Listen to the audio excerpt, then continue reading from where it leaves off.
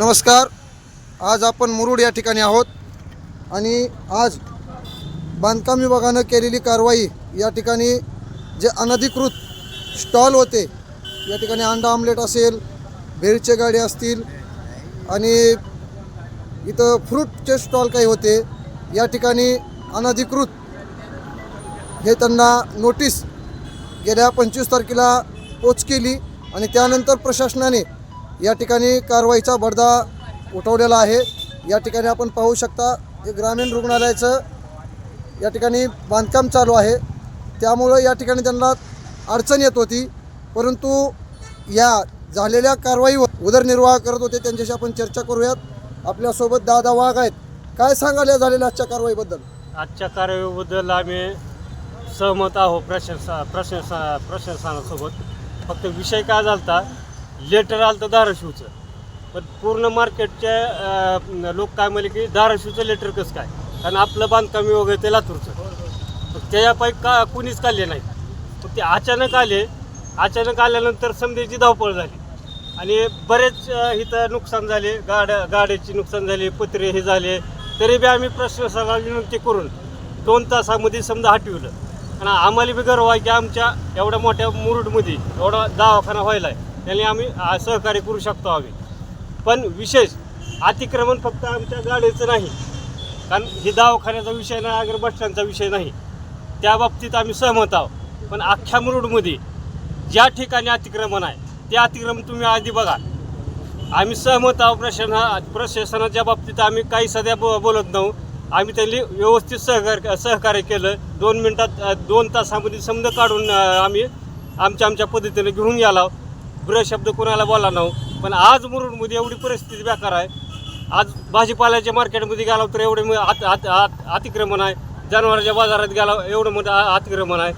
आणि खालची आंबरई म्हणजे आता ल्यावे असलं तर आंबरई म्हणजे जुनी आंबरई आमच्या मुरुडमधली, तिथून वरची आंबरई म्हणजे तवले पेट्रोल पंप तिथपर्यंत जेवढे अतिक्रमण आहेत आणि त्यानंतर गावात जेवढे अतिक्रमण आहेत आणि अतिक्रमण एवढे हटवावे. स्थानिक प्रशासनाकडे आपली काय मागणी राहणार आहे? स्थानिक आम्ही काय करणार आहोत, बांधकाम विभागाला आम्ही पत्र देणार आहोत. आणि जेवढे बी अतिक्रमण आहेत ना ते आमचे जो भाऊबंद आहेत ते बी करून खायलेत, आम्ही बी करून खायला. मग तुम्हाला अतिक्रमण आता मोठे लोक हे इन्व्हॉल्व आहेत, त्यांचे अतिक्रमण कुठं आहेत आम्हाला माहीत आहेत. आम्ही उद्या बांधकाम विभागाला पत्र देणार आहोत आणि त्यांनी आम्हाला सहकार्य करावं. त्याच अपेक्षा आहे की आम्हाला पर्यायीवर कुठंतरी जागा द्यावी. त्यांनी ग्रामपंचायत द्यावी. अगर ग्रामपंचायत शेवट आपल्याला हे आहे, त्यांनी कुठंतरी आम्हाला जागा द्यावी. आपल्याकडे आणखीन एक जण बोलण्यासाठी आहेत. साहेब, काय सांगाल आजच्या झालेल्या कारवाईबद्दल? आता कसं आहे, इथं गरीब माणसं जगतात ह्या रोडला. मी पण 20 वर्षापासून आहे.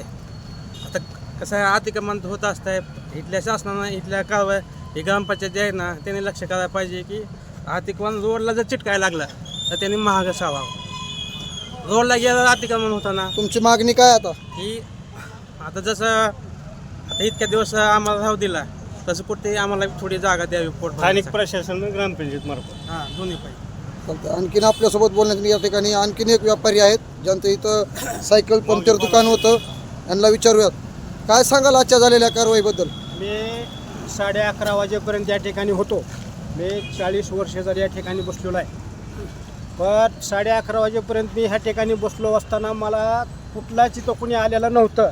माझ्या शेताकडे मला 2 एकर शेती आहे आणि त्या शेतावर मध्ये मी गहू पेरलेला आहे. त्या गहूमध्ये चवाळं झाकण्यासाठी मी गावाकडे गेलो आणि मी ताबडतोब इथं लगेच तासानं आलो. तर माझी पानपट्टी, माझं शेड सगळं बुकना केलं याने.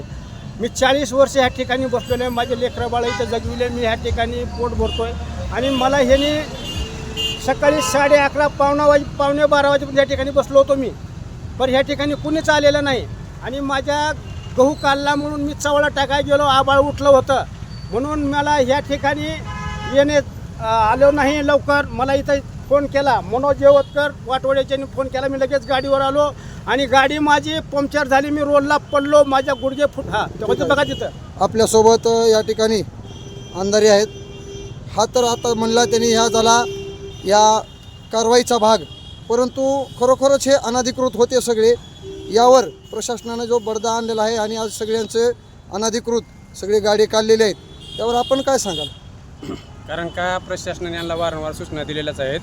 कारण का 1 वर्षापासून हे प्रशासनाचं काम चालू आहे. जवळपास 6-7 महिने झाले दवाखान्याचं कामकाज चालू आहे. त्या कामकाजात थोडाफार वाहतुकीसाठी त्यांना प्रॉब्लेम होत होता गुत्तेदाराला. मग त्या गुत्तेदाराला प्रॉब्लेम होत असताना त्यांनी प्रशासनाला कल्पना दिली की बाबा इथली समोरील अतिक्रमण असल्यामुळं आम्हाला वाहनं ये जाण्या येण्यासाठी थोडं प्रॉब्लेम होत आहेत, आमचे जड वाहनं नेण्यासाठी आणण्यासाठी. त्यानंतर यांना बऱ्याच दिवसाखाली एक नोटीस आली होती आणि ग्रामपंचायत आणि पोलीस स्टेशनमार्फत यांनी यांना या नोटिसाचं कल्पना पण दिली होती. पण वारंवार यांना आणि यांनी ठेवली. परत काही लोकांनी काढून घेतलं, काही लोकांचं राहिलं. कारण का निष्काळजीपणा यांच्या अंगलट आले असलेला आहे. कारण का प्रशासनाला ज्यावेळेस ज्या आदेश आलेले असतात त्यांना तो पर्याय व्यवस्था त्यांना ठीक आहे. काढावाच लागतो. आता या ठिकाणी आपण बघा, हा उपजिल्हा रुग्णालयाच्या बांधकामाचं या ठिकाणी खरोखरच या ठिकाणी त्यांना अडचण होत होती. त्यामुळे हे अनधिकृत सर्व यांनी काढून घेतलेलं आहे. परंतु या सर्व लोकांचं एवढंच म्हणणं आहे, आम्ही प्रशासनाला सहकार्य केलेलं आहे, या ठिकाणी आम्ही आमचे स्टॉल काढूनही घेतलेले आहेत, परंतु याची पर्यायी व्यवस्था स्थानिक प्रशासनाने कुठंतरी यांना करून द्यावी आणि यांच्या रोजीरोजगाराचा प्रश्न मार्गी लावावा, एवढंच यांचं म्हणणं आहे. अन्यथा यांनी बांधकाम विभागाला पत्र देऊन गावातील जे काही आणखीन अनधिकृत अतिक्रमण केलेले जे इतर व्यापारी आहेत आमच्याबरोबर त्यांनाही याच पद्धतीनं कारवाई करून त्यांनाही आमच्यात सामील करावं, असं या स्थानिक लोकांचं म्हणणं आहे. पाहूयात यावर बांधकाम विभाग काय ॲक्शन घेतो आणि स्थानिक प्रशासन काय ॲक्शन घेतो. तुर्तास एवढेच. धन्यवाद.